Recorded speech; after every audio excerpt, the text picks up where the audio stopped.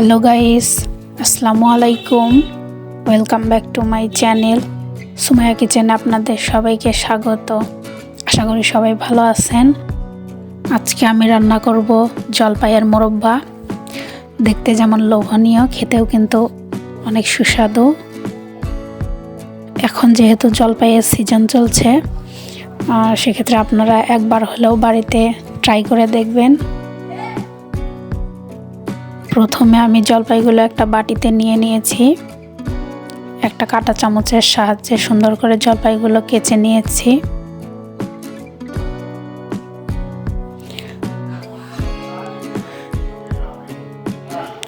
দেখুন, এখন আমি কিছুক্ষণের জন্য জলপাইটা পানিতে ভিজিয়ে রাখবো, প্রায় 10 থেকে 15 মিনিটের মতো। এতে করে জলপাইয়ের বেশি টক ভাবটা চলে যাবে। এখন আমি জলপাই থেকে পানিগুলা ঝরিয়ে নিয়ে এর মধ্যে চিনি দিয়ে দিলাম।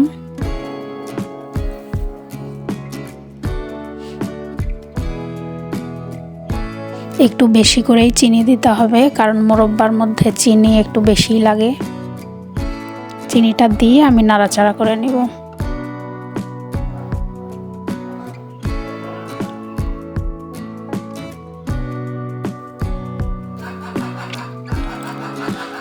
সুন্দরভাবে নাড়াচাড়া করে নিচ্ছি।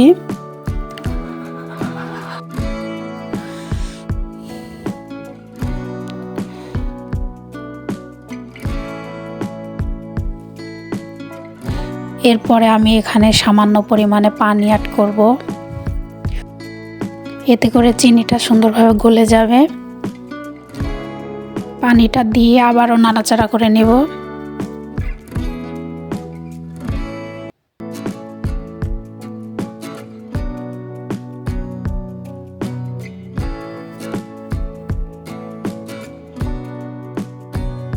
এটা আমি প্রায় আধা ঘন্টা থেকে 1 ঘন্টার মতো রেস্টে রেখে দেব। চাইলে সাথে সাথেও করে নেওয়া যাবে, কিন্তু সাথে সাথে করে নিলে এটা ভেঙে যেতে পারে বা ফেটে যেতে পারে। আমি এখানে একটা কড়াই নিয়ে নিয়েছি। কড়াইয়ের মধ্যে আমি একটা মশলা বানিয়ে নেব। সেটা আছে এখানে গরম মশলা, শুকনা মরিচ, তেজপাতা, পাঁচফোড়ন। এটা দিয়ে আমি একটা মশলা রেডি করে নেব। দেখুন, মশলাটা আমার সুন্দরভাবে ভাজা হয়ে গেছে। এখন আমি এটা শিলপাটায় বেটে নেব।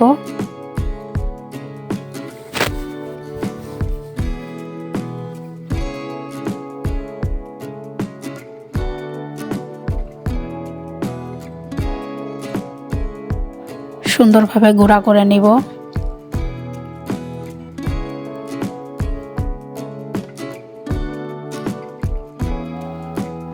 দেখুন, মশলাটা বাটা হয়ে গেছে। এখন আমি এটা তুলে নিব।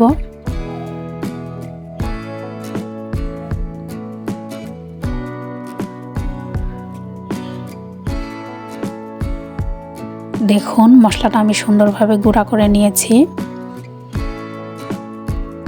আচারের জন্য এরকম করেই গুঁড়া করে নিতে হয়।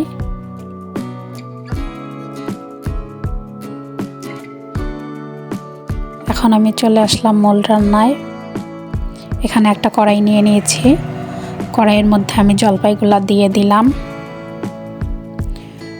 এবারে সুন্দর করে নাড়াচাড়া করে নেব।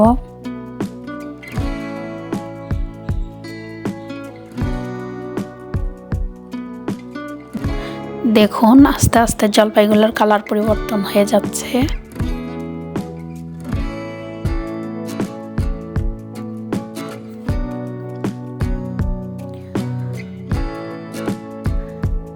দেখুন, চিনি শিরাটা ফুটতে শুরু করে দিয়েছে এবং জলপাইয়ের কালারও কতটা পরিবর্তন হয়েছে। হালকা হাতে নাড়াচাড়া করে নিতে হবে যেন জলপাইটা ভেঙে না যায়। এখানে আমি দিয়ে দিচ্ছি লবণ। লবণ দিয়ে আমি আবারও একটু সুন্দরভাবে নাড়াচাড়া করে নেব।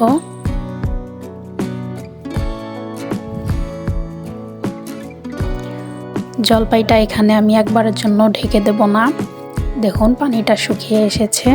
এখন আমি দিয়ে দিচ্ছি গুঁড়া করা মশলাটা। আপনারা একটু বেশি ঝাল খেলে এখানে শুকনা মরিচের গুঁড়া অ্যাড করতে পারেন। আমি যেহেতু শুকনা মরিচ দিয়েছি মশলার সঙ্গে, সেজন্য আমি এখানে শুকনা মরিচের গুঁড়া দিব না।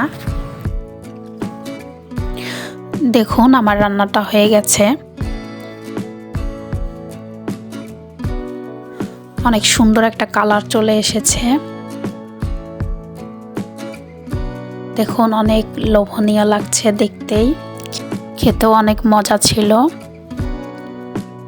আমার রান্নাটি যদি আপনাদের ভালো লেগে থাকে তাহলে আমার চ্যানেলটি সাবস্ক্রাইব করে পাশে থাকবেন।